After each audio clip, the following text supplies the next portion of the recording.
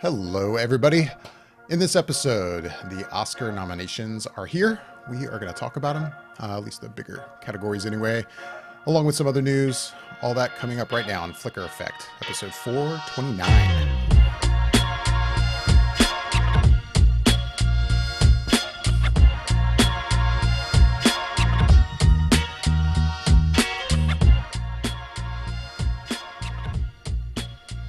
Hey guys, how you doing? Pretty good, pretty good. How's it going? Hi, everyone. Good. I mean, look, we just got our nominations. This is like our favorite time of the year. Remember is like when my- we this used is to like my do Super Bowl. bets? I know, right? We used to do bets, and I think I recall coming out on top We did of those used to do bets. bets. a few times. I probably still owe you Yeah. a meal in San Diego or something. Or... Well, thanks to COVID, yeah, I think there's a meal here and a meal there. We all kind of know each other, yeah. And guess who will be in San Diego this year? You guys. So I guess I can get that dinner. We're getting the band back together. All right. It's gonna be a good Now we're just year. working on getting the band together in Atlanta for Dragon Con one of these years. That's Yeah. one Wait, day. I've already pretty much committed to next year. I know. I'm I know. excited. I'm holding you to that. Yeah, 2024. you can hold me to it. You're coming to Hold me to Atlanta, it. dude. Yeah, I Happening. got it. See, this is pretty easy to say, and like now I'm held accountable because I'm on camera. You can go back to this episode and be like, yeah, remember Bobby said he was True. going, and what happened? So I Good got point. it. I got you. All right, so yeah, we got some Oscar nominations, and like you said, David, we're not going to sit here and go through all of them because that's pretty tedious and long list. But we will Ridiculous. go through some of the big categories. Exactly, ridiculous. So we'll go through the we'll go through the big categories so that we can kind of like. I think it'd be nice to give our own thoughts in terms of who we think will win based on the categories. So Michelle, I know you got it pulled up over there, but I also got I'm it over trying to here, pull it up. so I can Oh. go ahead and start with the first All right. category we're going to go through, which is Best Actor in a Supporting Role. So we've got Brendan Gleeson in The Banshees of Inisherin, Brian Tyree Henry in Causeway, Judd Hirsch in The Fablemans, Barry Keoghan in The Banshees of Inisherin, and Kei Wee Kwan in Everything Everywhere All at Once. Oh boy, that's a. Are we putting our that's a- bets down now, or? I'm mean, not prepared for that. yeah. No, let's wait closer to the actual Oscar. Yeah, we'll do our ballot Oh, forms like we what? usually do and compare the ballots and get the number. What do you have to wait for? You don't know. You've seen these guys. I can still watch some of these movies Yeah, I I was gonna haven't seen say, before. there's still movies to be Wait. seen. Okay, that's true. I forgot I'm the only one that's seen them all. Yeah, you've seen everything. And that's not a brag. I'm just saying I did completely forget that I had seen all these movies that were nominated, with the exception, I think, of maybe a couple in some of the other categories. So Right. that's fair. That's fair. I guess we can wait on that. So I guess then in that sense, do you feel anyone was left out of this category that should be maybe nominated? Or is there anyone that you think that I've got maybe- one. I've got one as well. No, you go ahead then. Ooh. What do you got, Uh, David? What? Judd Hirsch for The Fablemans was nominated, right? Yeah. was great. But I Uh, do feel like that was more of a great cameo than really. I think Agreed. Paul Dano in that film. I felt like should have been nominated. Paul Dano was good in that film. So that was It's that always was a good, miss though. for I me. haven't even seen the movie, and It's he's true. always good in everything Yeah. he does. He's just so believable. You're right. I was going to say, and unfortunately I don't have the actor's name in front of me, but the gentleman who played the rich Russian in Triangle of Sadness. I thought that was a very, very, very interesting portrayal because he really went through a lot. Like in the first section when he was on the boat to start the boat, he had his daughter hitting on all the people. And then it was the whole like dining hall situation. And then there was the captain's office. And then there was Yeah. the last section, which we won't say because that's spoilery. I thought it was a very interesting. I thought he did really good. I thought he was like a captivating character, and I think he portrayed him really well. That's my opinion. I don't disagree. That's interesting. Sorry, I It's don't have hard to his name in front say. Yeah, I definitely don't know his name, but it's hard for me to say who. I felt I would agree with David in that Paul Dano should Paul have been Dano did someone do that could really have been good. on here for sure. But I just don't know who I would take off the list um, in this category, just based on what I've seen.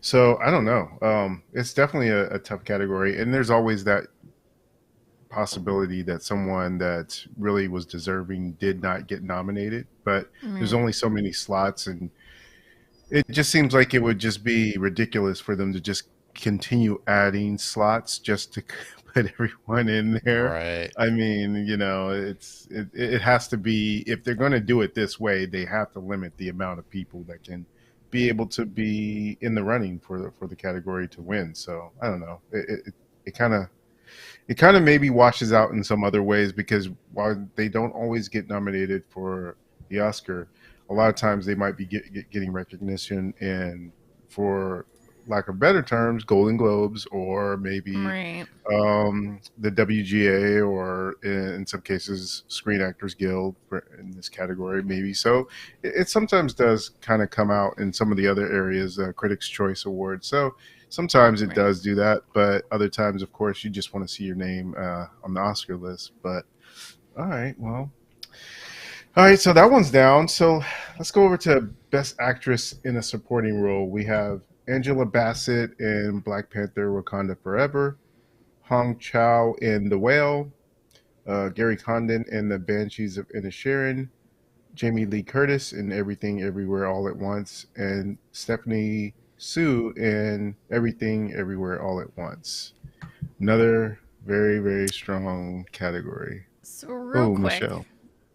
I have to ask Yasha if he's had this opportunity yet since last week to watch Everything, Everywhere, All at Once. I haven't seen it. I mean, I'm sure she's fantastic in the film. Like, just the times have just been getting away from me, and by the time I start to think about even renting something or watching something, I'm too tired, and I have to go to bed. So I get it. I get Dude. so I Know that just don't well. I Dude. just haven't had the energy. But I mean, my own input for this list, even though I haven't seen a lot of these movies, I think the only one that I have seen is the Black Panther one. Is I think Angela Bassett would be a fantastic person to give that role, that award to, because she's so talented and she really did act her ass off in that film. And Jamie Lee Curtis, and I think she's deserving too. She's an icon in Hollywood as far as I'm concerned. She's been in a lot of shit, so she definitely, it'd be cool to see her up there accepting it, because I think she'd get really emotional and really appreciate it. Yeah. It's interesting because I always feel like when I see some of these lists, I'm like, okay, here's who I want to win, but here's who I think will win. Right. Mhm. Yes. It's two different things. Yeah, definitely Yeah. two different things. In this case, I really feel that way, because while I would like to see Angela Bassett win, because she's done so many great Yeah. performances over the years, and this is an actual one that she would be deserving of. I feel like if I'm also going to look at not just her performance in this, but also look at maybe total screen time, I would want to lean more towards Stephanie Sue in Everything Everywhere All at Once. That dude every week at Wednesday. Yeah, man. He's got it out for us. He has That it out dude. for us. No, I agree. I think I basically fall in the same boat. Like, I would want Angela Bassett or Jamie Lee to get it, but I think Stephanie Sue's gonna get it. Like, her performance in that it's just so good. Like, the emotions, all the emotions that she Right. goes through is a lot, and she does it very well. Yeah.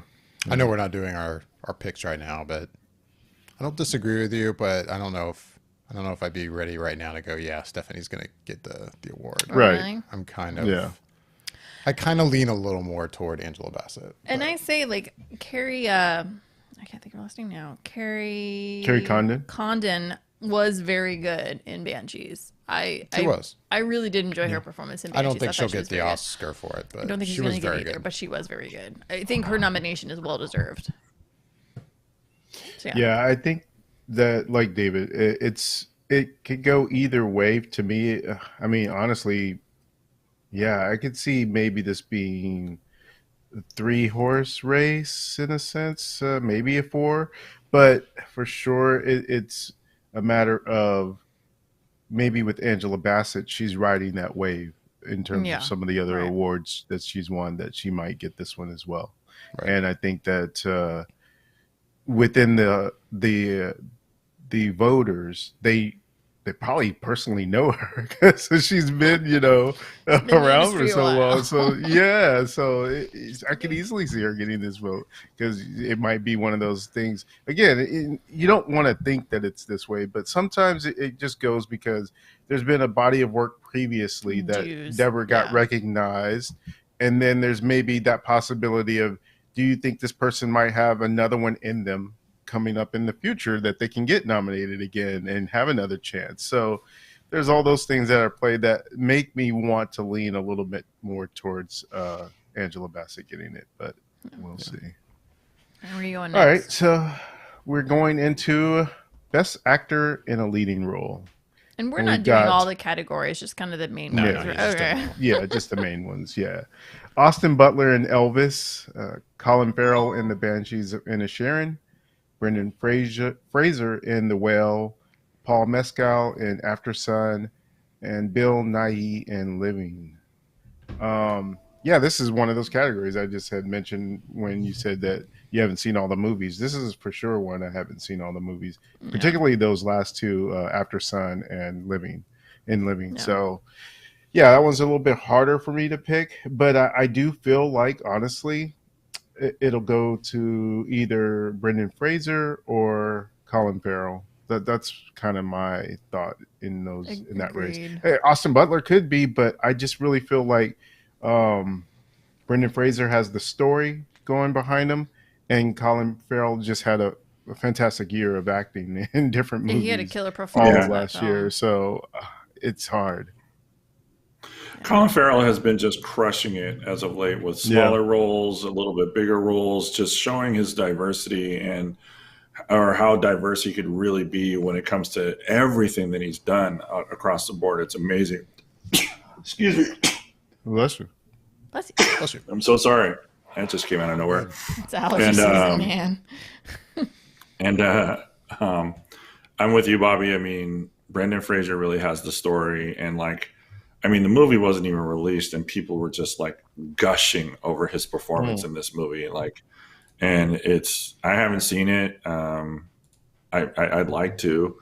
I'd rather watch Colin Farrell because I've seen him in some of the stuff that he does, though, like all over the cuff, and some of his lesser independent stuff is some of my favorite things to kind of watch. It's just great, but I'm with you. I think it's Colin Farrell or Brendan Fraser. What do you think, David? Yeah, I don't know. I mean, who's going to get it? Or don't just know. who do you think might be front runners? I think, was it Austin Butler? That's his name. Yeah. I don't have him in front of me, You but think he's a front runner for it? I mean, I haven't seen Elvis. It's always tough when I'm talking about movies I haven't seen, and I'm only going off of what I hear from other pundits and, Right.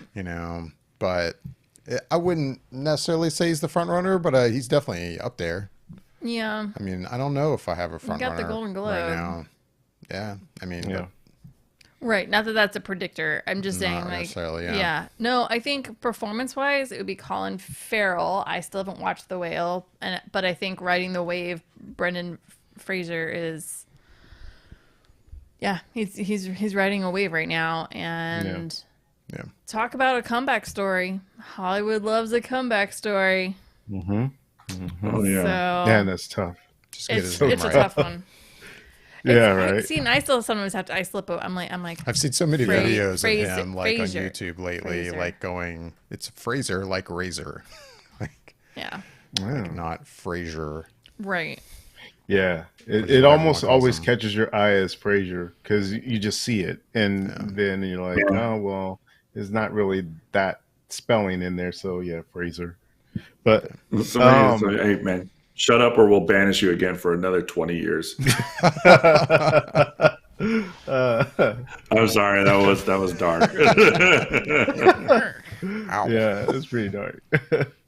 The next category is the hardest. Yeah, into the next category. Really? Okay, well, let's get into. Well, actually, I don't know that you know where I'm going with it, but maybe. I was going to Best Actress in a Leading Role. So, okay, all right. So we got Kate Blanchett in Tar, Ana de Armas in Blonde, Andrea Riseborough in To Leslie, Michelle Williams in The Fablemans, and Michelle Yeoh in Everything Everywhere All at Once.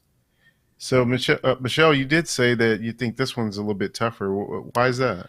I think this is going to be the major horse race right here. Like Kate Blanchett's performance in Tar is incredible, and I'm always pulling for Kate, but yeah, Kate's performance it's she is that movie. Like she is that film. Like it just is. And I think that might be where the Oscar's going, but then it's like I think about Michelle Williams' performance in The Fablemans, and I think she does a really great job in that.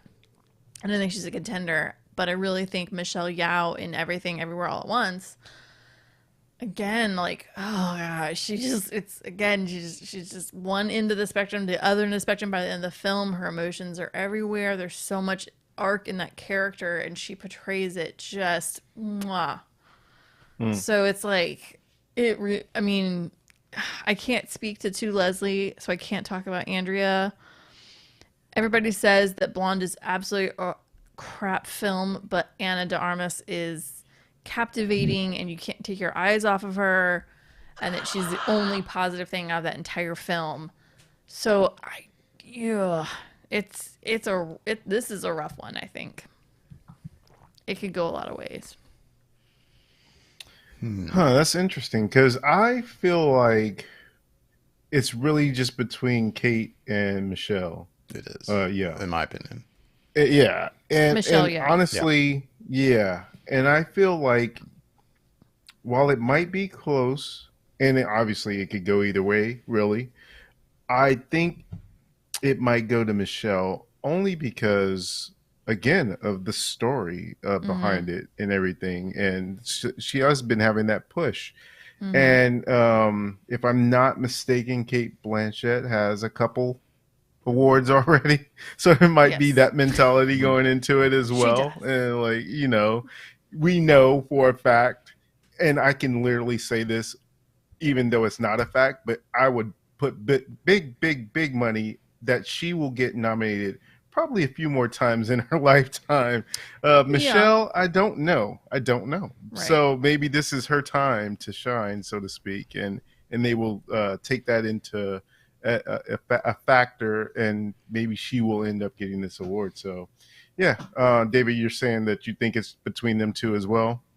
Yeah, no, I agree. I mean, I've heard that also, that I think it's a pretty common opinion that I think a lot of people were trying to, convince Michelle Williams to go for supporting actress and not lead actress. And then if she had gone for supporting, she probably would have had a good chance of winning that Oscar.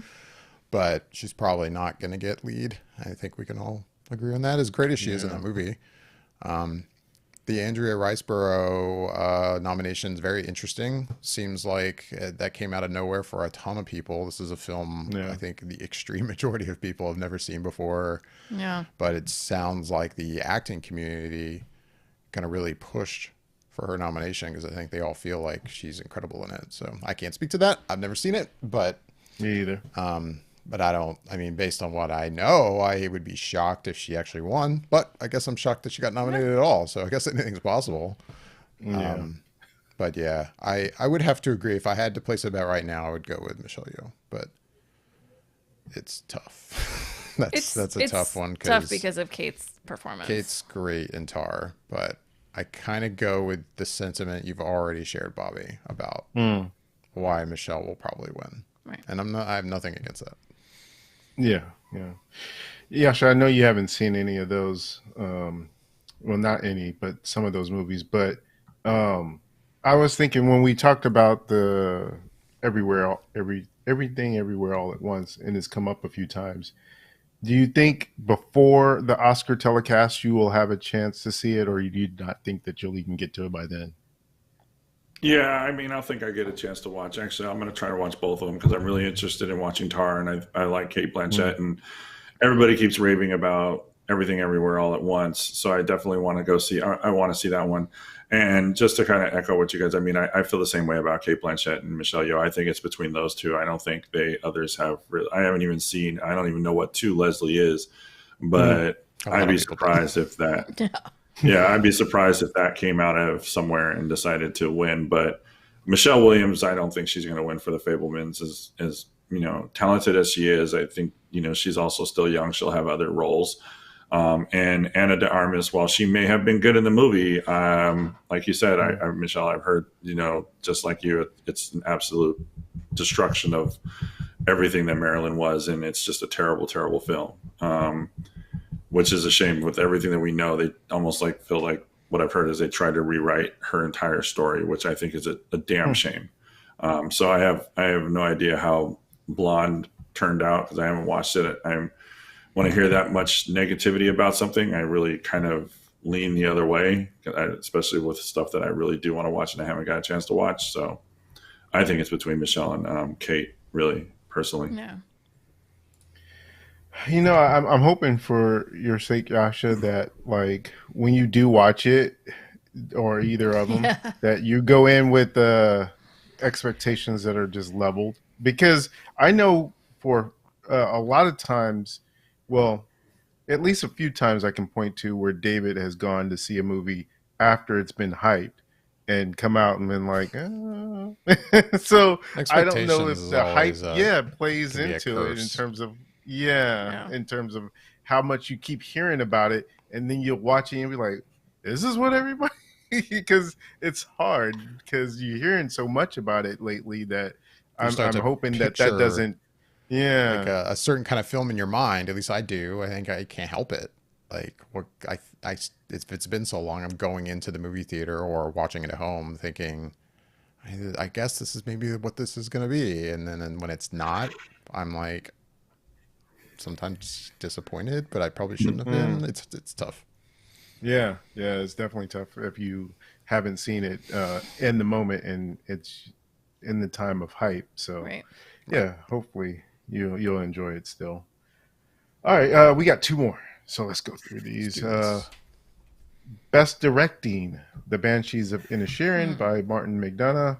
Everything Everywhere All at Once. The Daniels, Daniel Kwan and Daniel Scheinert. The Fablemans, Steven Spielberg. Tar by Todd Field, and Triangle of Sadness by Ruben Östlund. Oh man. Again, honestly, Yeah.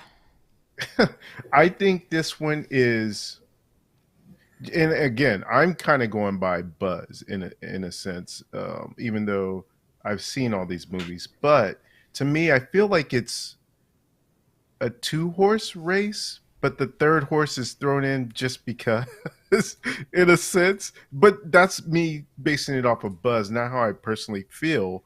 And I would say the two horses are Banshees and Everything Everywhere All at Once. But then the Fablemans is in there because how are you not going to have Steven Spielberg's name and not say he's in contention for Best Picture, even if maybe everyone doesn't think that was the best picture this year. So, oh, that's tough, man. I really don't know. I don't know how they're gonna go for this one. I'm with you. I think it's tough, but again, if I had to place a bet right now, I think I'd go with the Daniels taking it. I always Yeah, I I could always see have a that. hard time with directors, the director category Right. for me. Cuz I always envision, I guess I always have one thought and then it's always like, "Oh, yeah, okay, I guess we're going to go that way." I never seem to get that one right. In some ways, I feel like maybe this year the Oscars will, I don't want to say loosen up, but maybe go for the more, not fun picks either, but I don't know. I think it would be such a nice story coming out of Oscars if you did have Michelle Yeoh win. You did have, the Daniels win for best directing, and you did have, some of their categories for them to win for that I think would be sort of this feel good story kind of the next day that people would be talking about. And I don't honestly think that people would be mad either. Like you have some years where you're like, what? This one best picture or whatever.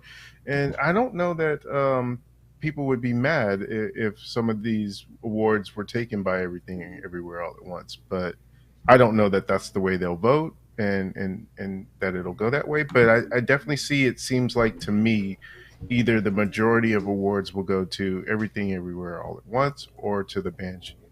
But Right. yeah.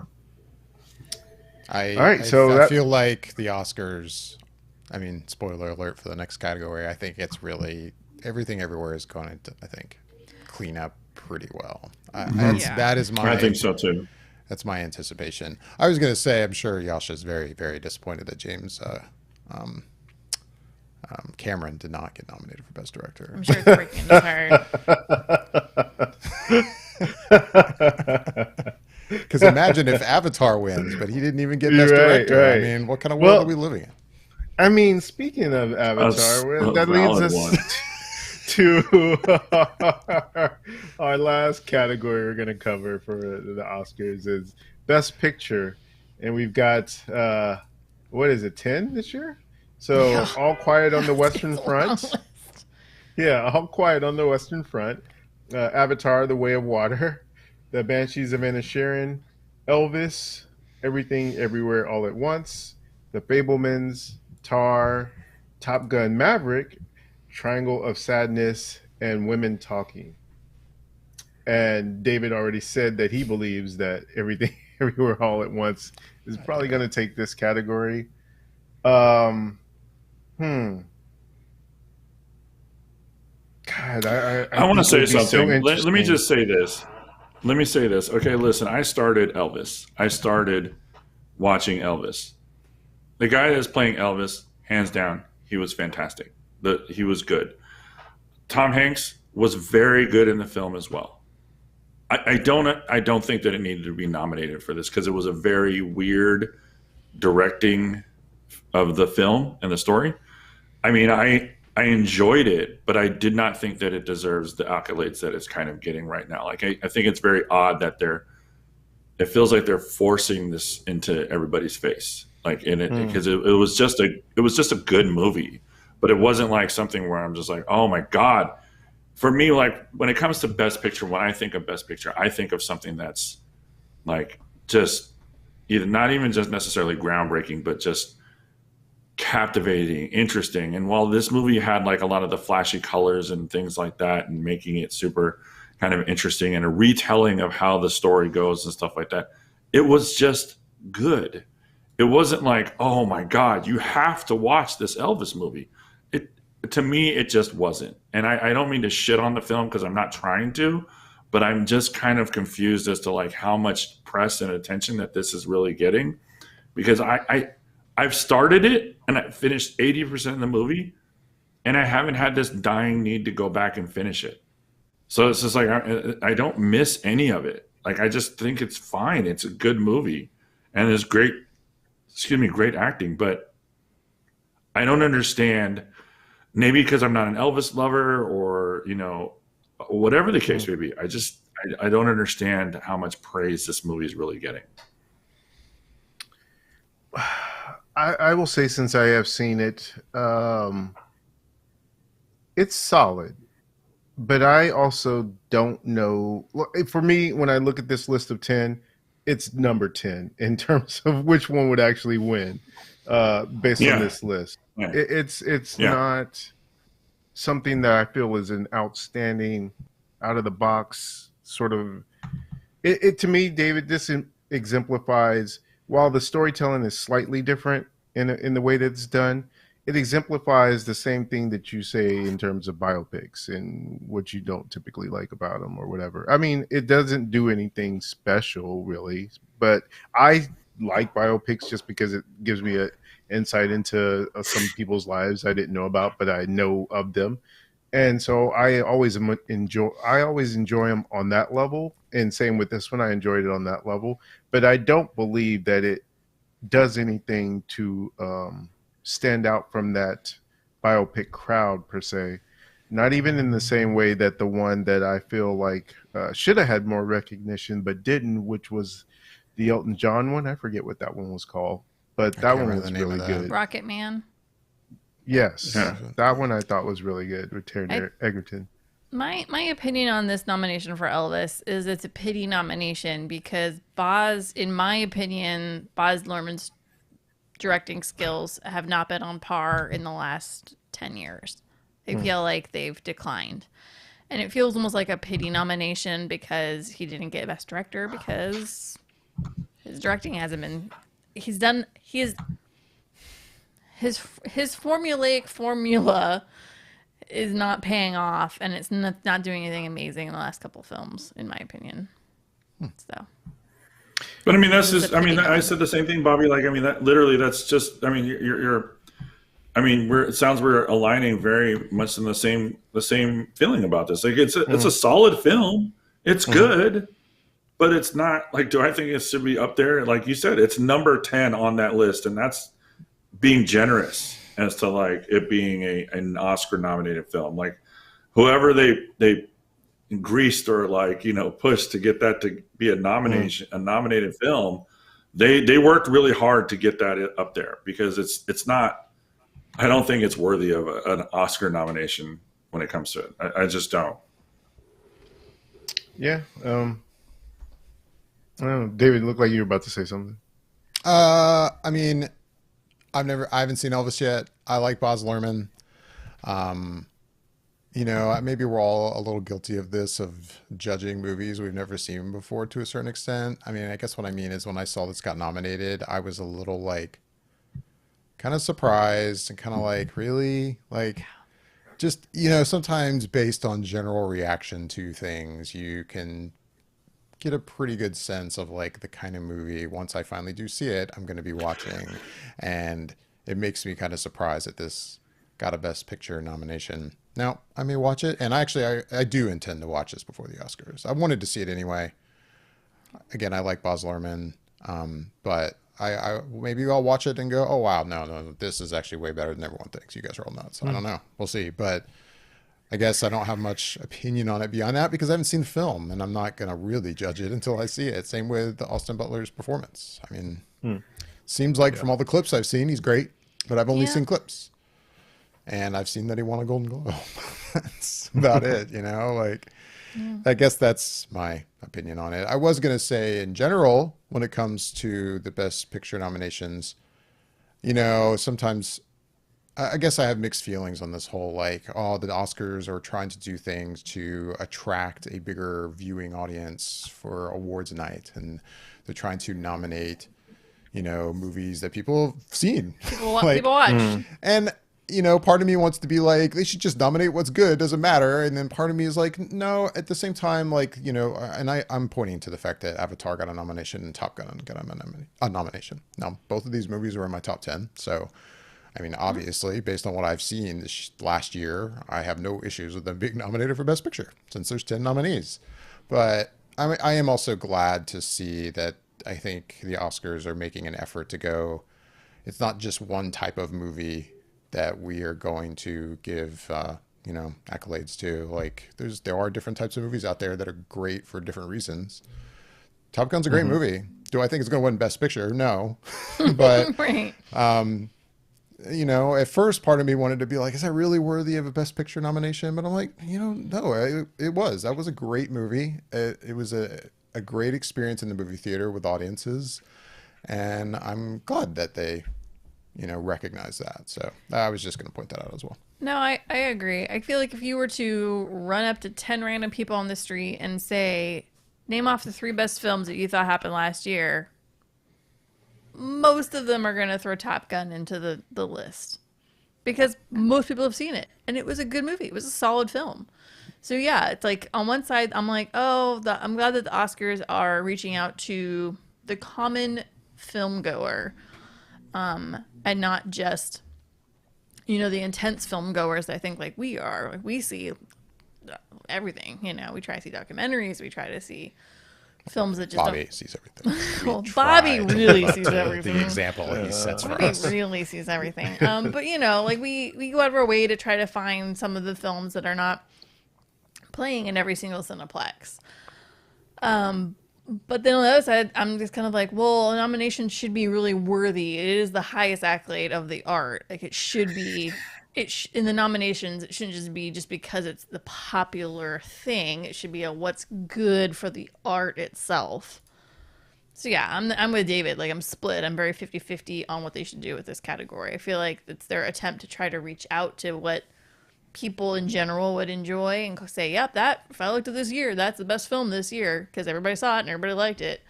So yeah, it's hard. But I mean, I don't think it's gonna win. No, I don't think it's going to win. Clear. And again, I do think, I personally feel like the two films are worthy to a certain extent. I mean, an example of something that I think could have happened, and I know I've already shared my probably controversial thoughts on Black Panther Wakanda Forever before, but if that had gotten a nomination, that would have felt even more like, okay, we really are just pandering to a certain, comic book audience maybe for a film that, in my opinion, would not have been worthy of a Best Picture nomination. That's quick thought. I mean, I get it. They want to expand, like you said, David. They're trying to expand and show, hey, we're cool, we're hip, we're. It's not just one type of film that they're trying to nominate, and show that they're giving attention to and stuff like that. And Top Gun Maverick was a fantastic film, but it really just kind of was another recipe of what we had already seen, and it really catered to the emotions when it came down to it. Right. I don't know what Avatar is doing on that list. And that's not just because I didn't think the film was that great. I thought it was a fine movie, a little slow, a little boring, yes. But should it be on a special effects list for a nomination? 100%, because the special effects were fantastic. They were surreal. It was next level. Yes, they were awesome. That movie does not belong on a Best Picture nomination list because it was not a Best Picture type of film. It just wasn't. It was not that good. It was okay at best. And that to me is like almost like, okay, hey, look, we love James Cameron. It's like they're just trying to suck him off because he wanted to keep making movies because he's, like everything that he does is just like, oh, it has to be recognized as its gold and its accolades. Like, I'm sorry, man, but it's just like it's so fucking annoying. It's just like building up this guy's ego even more, and it's just like, look, the movie was fine at best, but it took 13 years for him to do this damn sequel, and it wasn't anything spectacular or special. It was fine. It was an entertaining, somewhat film. Maybe that was just me, but a lot of people that I've talked to, they've all said the same. They've kind of said the same thing. I think people are going to see it just because more based on, the reviews say that people are just loving it, but I think people are just curious. I don't know. I don't get it, but it was fine. I don't understand why he's on that list, why that movie is on that list. It does not belong there. Well, my rant is done. Sorry. I have so much to say. I have a lot to say, and I probably will forget some of the things I want to say, but I think one of the things that I was thinking about was when it comes to Best Picture, part of me wonders what that means to the voters, because as sort of David mentioned, some of these movies make you feel a certain sort of way and do certain things differently than the other movies are doing. So there's no hyphenated definition of what Best Picture should mean. And so for some people, Avatar: The Way of Water represents this Best Picture in that it was such a movie-going experience that they felt like they had to go see it and got wrapped up in it and just came out of that movie feeling lifted somehow. So that was their criteria for that one.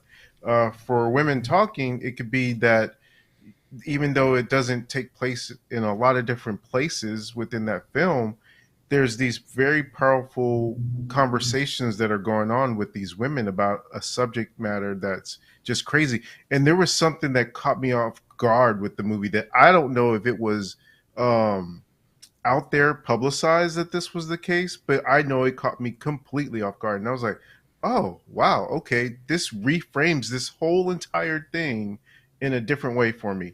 So there's those type of movies, smaller movies, more intimate movies that don't have a big splash. But then, like you said, David, you've got your Top Gun and you've also got Avatar. So with Top Gun, to me, it was like that movie encompasses this overall feeling that it was just like a very good movie, entertaining. It had a lot of emotions in it, nostalgia in it, and so it hits on a lot of different buttons. And one thing that I kind of keep thinking about is the fact that within the past, I'd say 5 years, um, there was a whole flood of new Oscar voters that had got inducted in, and a lot of them were probably within our age range or not much older. And so I think that is a sort of a little bit of a turning tide in terms of things that could get nominated, because I don't know that some of these, maybe like a Top Gun or something, would have gotten nominated a few years back past that. In the same sense that, David, you said that, maybe Wakanda Forever wouldn't have belonged in this best picture list. And maybe some people like Yasha feel like Avatar doesn't belong in this list if you're taking it off of this sort of criteria. To me, if there was ever a movie based on everything that we've said and what it seems like it should be, uh, how does Endgame not get on a Best Picture list? Really? Because that movie had so many people going out for it. It was enjoyable. People thought the movie was actually good. So, but it wasn't there. And again, I think that kind of points to what I was saying before, that the Oscar voter body has sort of changed since that time frame of when that movie came out to now, to where maybe you might start seeing a little bit more populist movies, at least one or two popping up in the best picture category going forward. But ultimately, I do think that it wouldn't be a total shock if Top Gun did win, only because, well, I mean, they put it here, and so they have to vote on it. So a lot of the people who put it here in the first place must have liked it enough to put it there. So it wouldn't be completely surprising.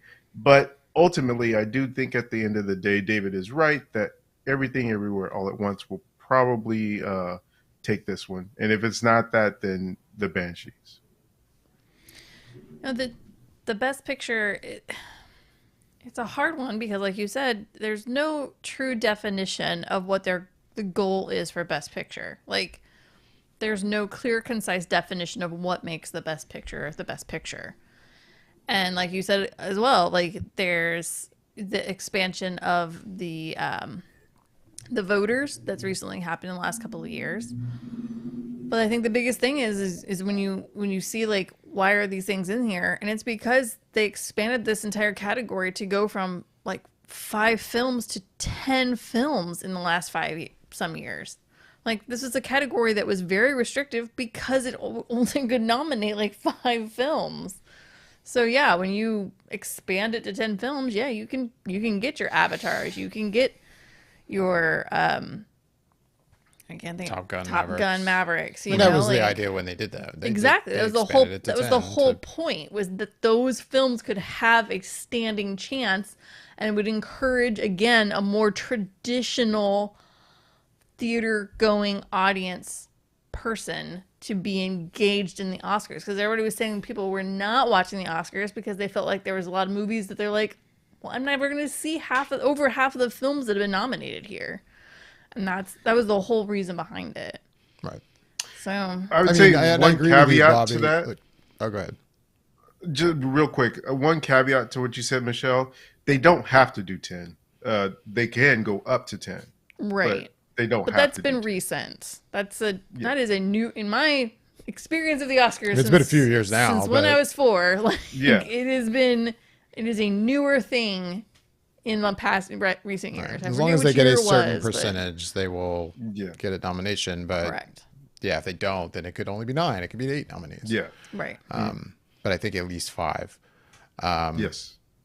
Right.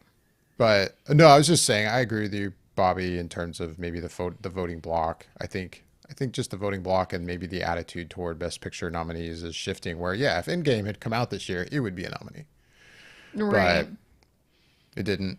And even when they expanded to 10, I can't remember all of the Best Picture nominees we've had since they made the expansion. But I feel like there's still been a lot of movies that got missed, like Endgame, that wouldn't necessarily get missed now, I think, as attitudes have changed and the voting block changes and such. Correct. There's a lot of little facets to this section here. Yeah, definitely. Well, that's the list that we're going through. And I can't remember, maybe one of you guys remember off the top of your heads when exactly the telecast is for March the Oscars? 13th, I think. March 12th or March 13th. But we got 6 weeks. March 12th. March 12th. Okay. Sunday, March 12th. And I don't recall the weekend, but I know that there is a specific day in February that you can go to your local movie theater and they will be playing all the Best Picture nominated movies there. They did announce that. So I think it's, I forget, there's a name for it, like something like Best Picture Day at the theaters or something like that. It's like the but you weekend can go see before. those. Okay. And I know there's a lot of movie theaters around the country as well. One here near us that will always have like the shorts, like one night of all of the animated shorts and another night or same night, I can't remember, of all these live action shorts. Yeah. And I know that's not just our theater. I think Right. a lot of theaters around the country do that. It's a program Yeah, that it's a they program, have. yeah. And yeah, they basically, one night they'll run the animated shorts, the other night they run the Live action shorts. live action shorts. And what's cool about the You live guys action did that, didn't you? We did Yeah, it we've once. done it. Yeah, the live that's action awesome. shorts. What's really cool about the live action and the animated, but the live action especially, is that these are live action short films from all over the world. So you'll go in and you'll watch these shorts, and they could be from just any country. Like they're not just more traditionally like American or British films. These are just from everywhere, and it's great. It's such a wonderful thing to do. So yeah, I would definitely look into when theaters do that, because it's a program that runs nationwide, so that that there is more access to see those films, to see those directors, to see those writers, to see the everybody that's in those. Which You also saying helps that with re- that whole concept of getting people interested in watching the broadcast. Like if people are like, oh wait, Yeah. I'll go watch these shorts. Now I want to watch the broadcast to see who Right, wins. exactly. It helps. Yeah. It does. I don't know how much it's helping, but that's the idea. I mean, I Yeah, want to go the do it idea. again because I like when those categories came up, I was like, ooh, I've actually seen them this year. Like, it's encouraging because you're like, I actually do have a horse in this race. Let's see this, like it's nice. Right. You mentioning the animated thing made me think about this one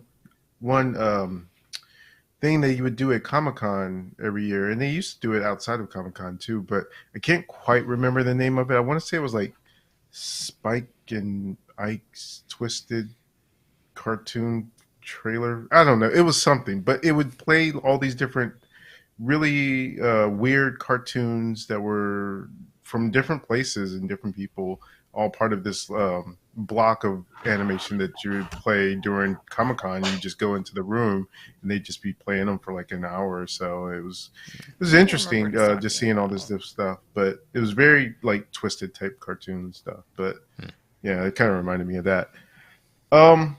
We got a little bit of time here, so we can cover a little bit of news before we get out of here. The other day, one thing that's been a subject of a long-going thing on this podcast, not just here but in general, is what's up with DC? What's DC and Warner Brothers Lord. doing? I'm gonna- And just gonna Yasha take my covers headphones his off. kid, but in this case, it seemed like something good because the other day, Jason Momoa seemed to have met with Peter Safran and James Gunn, and he even had a video in which he came out of that meeting feeling very, very happy. You could just see it on his face how giddy he was about the news that he received, and he couldn't go into it other than just to say that that meeting went very well, and he made some sort of comment about how he's still going to be Aquaman, or no one's taking Aquaman from him, but he can also play other characters too. So I have no clue what that means. I really don't. But in terms of other characters, I do feel like that rumor that's been swirling around for a little while of him playing Lobo means that must be what the good news was for him, is that going into the James Gunn DC universe, that he will be the main man. He will be playing Lobo. That's such a common opinion about him playing that part that it's almost undeniable. Yeah. It's almost, how do you not cast him? Unless, again, I mean, at this point, unless you do have him still as Aquaman. I mean, I know apparently I didn't catch the bit about him still being Aquaman. That I don't, doesn't make any sense to me. But yeah, how do you not cast him as Lobo? I think if you're in one camp about Aquaman, this is awesome. He sort of I think if you're in another camp of Aquaman, you're just like WTF. About if he were to still be in the role. Yeah. Where are you? You seem bummed about it. Oh, I hope we never see another Aquaman film as long as I live. Oh man, another Aquaman film at all? Not even rebooted?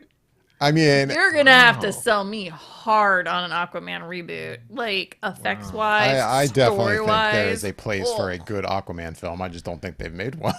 Like, oh, sweet Lord! Like, I've read good Aquaman comics that are evidence on their own. I think that you could make a very good Aquaman film, and I doubt that that's the road we were going down when they made the movie with him. Even though he didn't have that Aquaman look that I'm thinking of. But no, it wasn't. But I think there's a place for it. I mean, like, I don't want to just not see an Aquaman movie at all. I just want to see a good one. Correct. And I don't think they're going to make a good one. But I am open to Aquaman, like, jumping in with, like, Justice League or helping out with, like, a Green Lantern or something like that. I'm very okay with that. Him basically guest appearing in other films, but...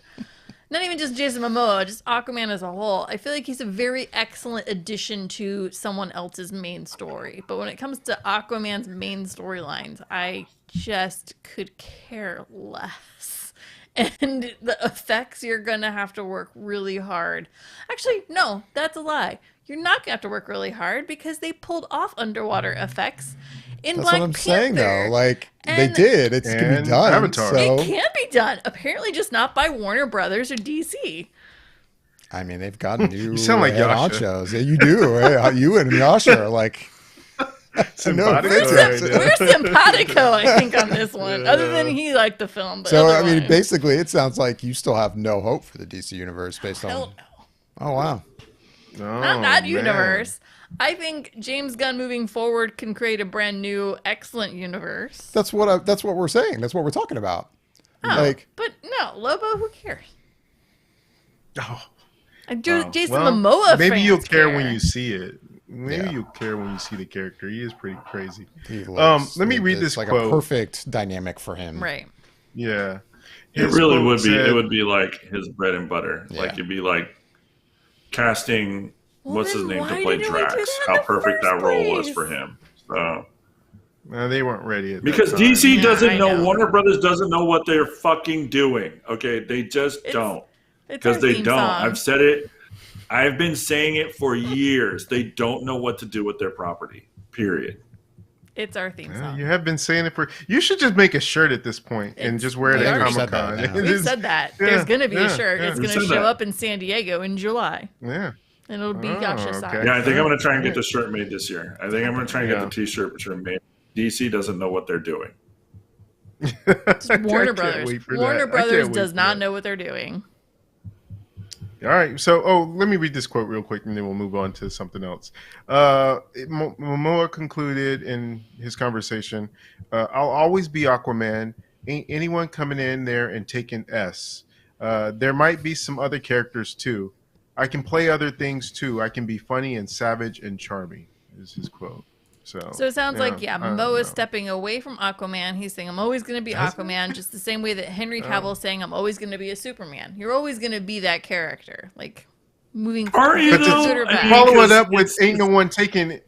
It Well, doesn't sound like. I get what you're saying, Michelle. I kind of agree with that sentiment of like, I am Aquaman in some certain sense, and no one's going to take it away from me, even if somebody else is playing the part. That's what I think And he's if he's trying to okay. say. That's what I think he's Okay. trying to say. Like, That's what I think he's trying to say. That makes sense. Without actually seeing him say what you're reading, Bobby, like I bet that's what he was kind of going for.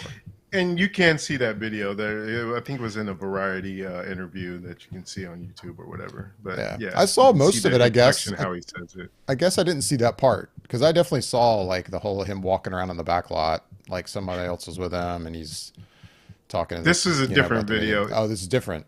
Okay. Yeah, he's in a studio setting, and Oh, I okay. think he was wearing the same thing. So it was, I think, at Sundance or something when he had this interview. But yeah, the next thing, David, is true to your heart. We had some Tron 3 news come in for us. It's back on track. It seems we have the director from I think he did one of the Pirates movies. His name is Joaquin Like the fifth one, I Ronnie. think. Yeah. And the film is titled Tron Ares, whatever that means, with a script from Jesse Whittagow, and it's following up 2010's Tron Legacy. So, man, I wish I was excited about the idea of a Tron 3, back when they first started talking about it. But as the years have kind of gone on, and then I hear Jared Leto's attached to it, and then I hear that you have this Pirates director attached to it. I don't know now. All right. Well, this reminds me of a question. I have to ask this question because sometimes I don't have my finger on the pulse of everything, and I feel like I kind of miss something. So I mean, and I please educate me, everyone, if I am like not remembering something he did or something. But like, what's up with Jared Leto and the hatred? Like I get that No. Morbius sucked. Like I didn't see Morbius. I get he made a movie that apparently is a piece of shit. But like I think real quick, I think we can all agree, or at least I feel like for the most part, he's quite a good actor. Like so I feel like the general consensus I've seen on social media has been like, Jared Leto. Like there seems to be a lot of hate going his way that he's involved in this Tron 3 film. And I want to know like where is this coming from that I missed? I'll tell you. Okay. To me, he's got some stink on him, and it feels to me that whether it's right or wrong, he has it attached to him. So I fear him bringing that energy to this movie. Not that he will be bad in it, but that it will just sort of taint the movie in some sort of way because he's part of it. So you have to think that his last, I don't know, maybe 3 movies that he's done have not been received well, or either the movies have not been received well, or his performance in them have not been Right. received well. So that would be Morbius. We also had the House of Gucci, and then Blade we also Runner. just had what's the other one I'm thinking of that he was not in not that long ago. Crap, I can't think of the third one. He was in Blade Runner, and everybody Oh. did not like his performance in that. They like the True. movie. I think people that saw the movie like the movie. They don't like his performance in Blade Runner. The other one I was thinking of was Okay. just his Joker. Like, what was wrong with him in Well, that movie? Like And then again, I don't. I'm not saying it agree to with you. that. I think And it's then the Joker was mixed.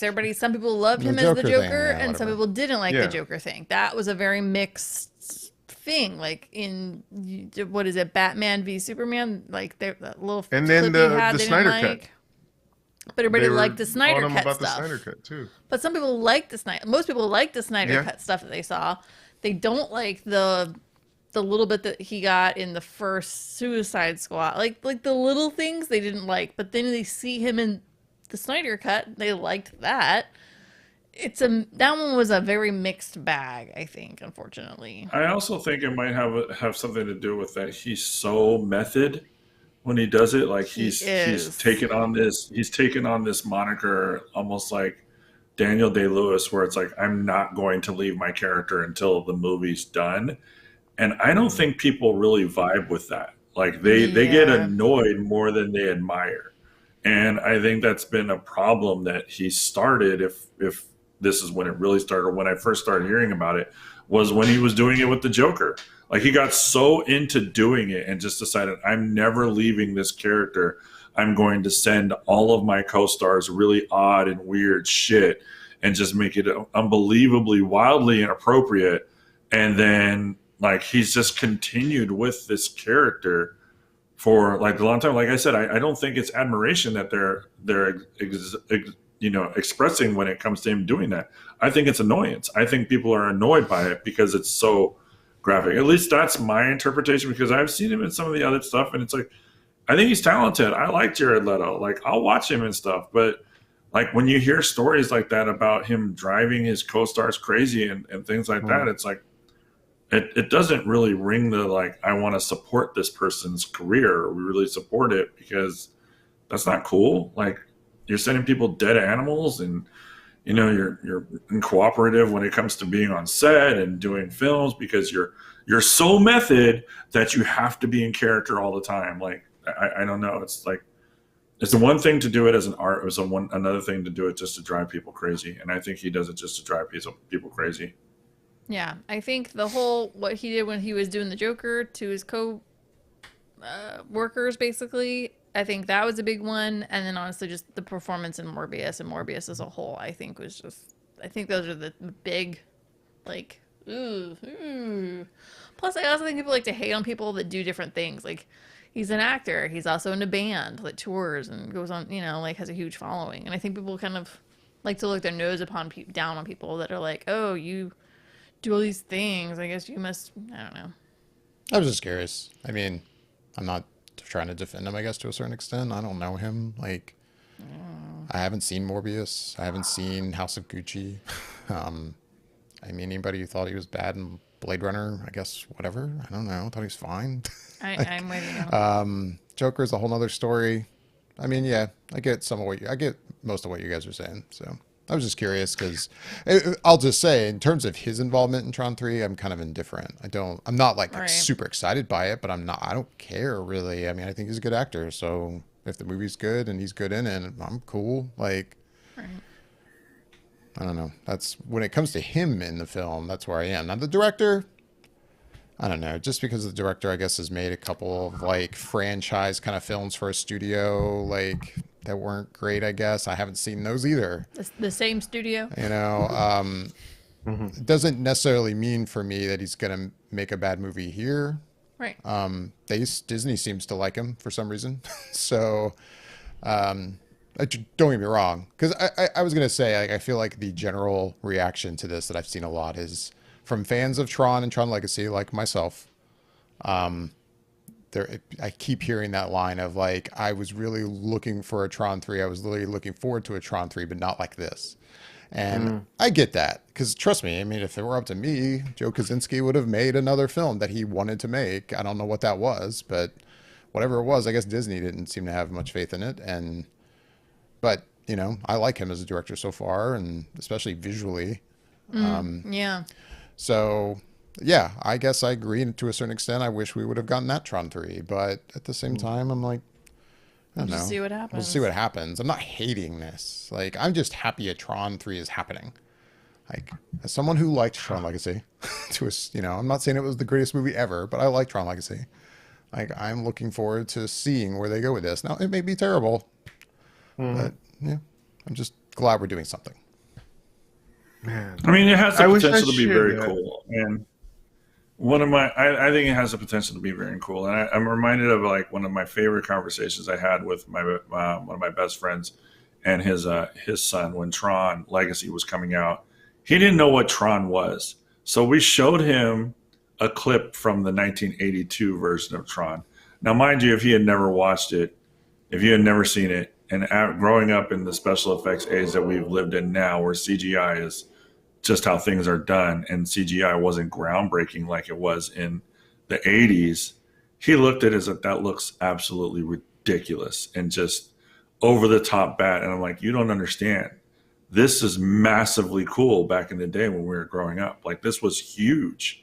Like this was groundbreaking when it came to films, the convergence of these two worlds and stuff like that.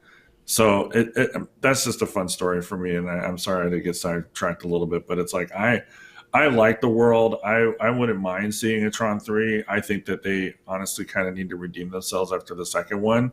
I didn't think it was that great, but I enjoyed it for the most part. But maybe I need to revisit it because I haven't watched it since it first came out. I was going to say, too, to kind of go back to my sentiment about wishing Joe Kosinski could have made the film he wanted.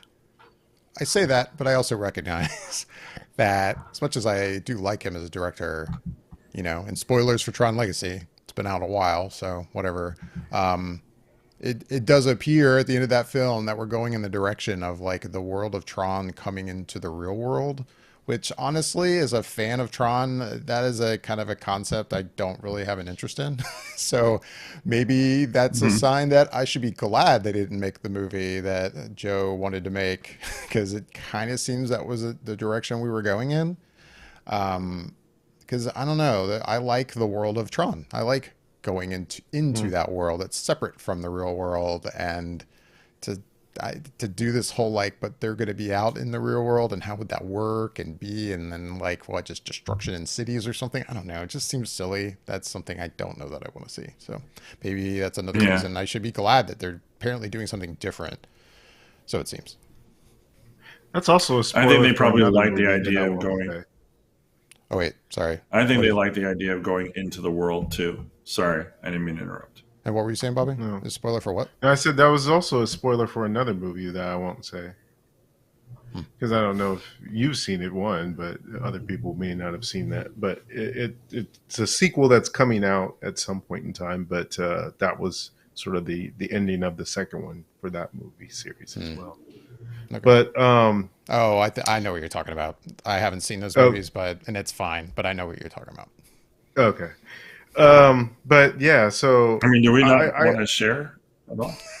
Well, I don't know if I want to spoil it for anyone that hasn't seen it. I'll tell you guys off camera. But... Those movies are, we'll just say, a little more recent. So yeah, for the most part, I'll tell you guys off camera. But just briefly, I do hope that it turns out well. I just know that, like a lot of people, I saw the news and it kind of dampened my excitement a little bit when I saw that. Not necessarily as much for Jared Leto's part in being in it, but just the director. I felt like, man, he doesn't feel like he might have a good vision in this sense based on what he's done in the past. He might, but yeah, I would really want something like a Tron to look visually stunning and to kind of take it up a notch each time it comes out. Within this amount of time it's been since the last one, and I don't know if he has that creative aspect, but we'll see. I mean, my guess is it almost seems like the producers and Jared Leto, it seems, and the writers have a vision, and it's almost like this is the kind of hire of when you're just hiring a journeyman director to do what you want. Like, that they almost like they don't want him to have too much of his own creative vision. Like, we're hiring you to make this movie that we are wanting to make, but we need you to do it almost. I mean, I could be wrong. It's just you mean Disney just invested millions of dollars into an entire ride, into like one of their flagship theme parks, and they're thinking about doing it in the other ones, and they want to make sure that they have something that's continuous and ongoing. Never. Well, I think Disney just wants to control the situation, and that's what they're doing. Right. Well, I know it's time to get out of here. It's so time to get out of here. But I would be remiss, because we can't go 2 weeks in a row without mentioning the fact that The Last of Us has premiered on HBO Max to very strong numbers. The first week premiered, second only to, the House of Dragons premiere, and then this second week it increased over its premiere by 22%, which they said is a first for any show. Are you guys watching? How are you feeling about it? Loving it? Liking it? Thinking What's it's the okay? show? Last of Us? I don't know the show. The Last of Us? yeah, right. Watch both of them, and I'm loving it. Yeah? David? No, yeah, I have not played the game. As gonna to mention that so I don't have a familiarity with the story going into it, but so far I'm really liking it. It's only 2 episodes, but it's great so far. As always, it's nice to have another HBO show to watch on Sunday nights. Yeah, I and love that feeling. It is that whatever that show usually is that's on their Sunday night slot is the one show that I'm like, I watch when it airs. Like everything else, I watch when I get to it. But that seems to be whatever that show is, we watch. Like unless there's some sporting event that we had tickets for, or concert that we already had tickets for. Otherwise, that's what's happening on Sunday night, 9:00. Definitely. Yeah, Asha, I don't know if you've been watching it or not. Have you had a chance to watch The Last of Us? no, he just him. blacked out. Yeah, I think he did that on purpose. I guess he has not watched it yet. I have. I've watched both episodes. The first episode was intense. I laughed audibly by myself in my apartment at the first episode with the way that this doesn't spoil anything. They start the show where they're explaining, what a fungus is and everything like that. And then it says 20 years later. I'm like, 20 years? Are you serious? Like, that is a huge jump. That is a huge, huge gap. 20 years later. Like, I mean, I'm not to downplay it or anything like that. I mean, it's a zombie basically story, like, apocalyptic type movie, but I am enjoying it. Like, it's got me hooked. I like Pedro Pascal a lot. Like, I think he's a fantastic talent. And the actors are all very, very good. And it definitely has me invested to know what happens next. I'm thoroughly interested in. I've never played the game, but I've talked to people that have, and they say the first movie is almost like a shot for shot replica of what the game can be or was. And I'm enjoying it. So, I mean, I'm going to stick with it for now. I dig it. I really do. I really dig it a lot. I'll go ahead and make that all-around unanimous liking of The Last of Us. I have played like at least the first hour of the game. And so watching that first episode and how closely it does adhere to that first part of the game is just like so good. And just even the bits in terms of some of the backstory that they give you that's not part of the game is just really well done in the first episode and in the second episode, basically those cold opens. And man, I'm just riveted. And like you said, David, it's appointment watching on Sundays. So I always look forward to it. 6:00 here, so it's nice that it comes on a little bit early instead of having to wait till 9 to watch it really is nice, honestly. I say that, and like with the kids, I'd be like, well, we'll wait until they go to bed, but yeah, anyway. So if it came on at 8, we'd actually have to watch it at 8, but otherwise 9:00, and then I'm like, all right, good night. Time to go to bed. Yeah, kind of like tonight. Just like us watching the Oscars here on the. Yeah. I still don't understand why the Oscars can't be like in the afternoon. I like, do not understand. Like it's a Sunday, right? Like why? Yeah, they could do it early out. Well, it is on in the afternoon for us. Yeah, like for 5 you. o'clock, I think. It should be like noon for you. Right. I feel like it really should be starting around 1 o'clock, 2 o'clock their time, so that we could get it starting around dinner our time. I mean, like, people are like, oh, they need time to prepare, and I'm like, they have teams prepping them all morning to prepare. All morning. I'm like, what do you mean they need? And they can time they to have even premiere? longer to party afterwards. And then they'd have more party time. And then not even more. People go to more parties because a lot of people are like, oh, I just went home and went to bed. And I'm thinking, well, if you started earlier, then you could go to those parties and then still go to home when you want to go home and go to bed. We have passionate feelings about an earlier I have Oscar. passionate feelings about the Oscars moving up. Super really, passionate. any of the award shows. It's too late. It's just too late for an adult, dude. Oh. It's too late in general. And on the Sunday night. Like, we get it. I get it why they don't do it on Saturday night for ratings. I get why they're doing it Sunday. But it's like, it is a ratings thing. really a work night? Like, and you're doing it late. Everybody's home on a Sunday, man. Almost everybody's that's home why Sunday they do nights. it. But it could the start ratings, earlier. like Michelle said. It could start earlier. It totally could start earlier. People could have afternoon Oscar parties on Sunday. Oh my god, it'd be like, again, this is my Super Bowl. Make it like a Super Bowl. Like, let's do this thing. Come on. I mean, I know so many people from the Academy are watching this right now and listen to us. Oh yeah, Come yeah. on. Next year, We next know what year we're we're talking gonna see it about. at 3:00. Yeah, we know what we're Make talking this about. happen. Make this happen. Well, with that, David, that's it. What do you got? I got nothing. I guess we're going to wrap things up. It sounds like we're good. As always, we would love to hear back from everyone listening and watching. You can, comment down below here on YouTube if you are watching us live or in the future. We'd love to hear your questions or comments. Make sure to like, subscribe, hit the bell icon to be notified whenever we go live or post any videos in the future. Also, you can reach out to us on Instagram and Twitter at Flickr_effect. With that, I am David Lott. I'm Bobby Jackson. I'm Yasha Wilson. And I'm Michelle Hillard. Thanks for listening and watching, everybody. Bye-bye.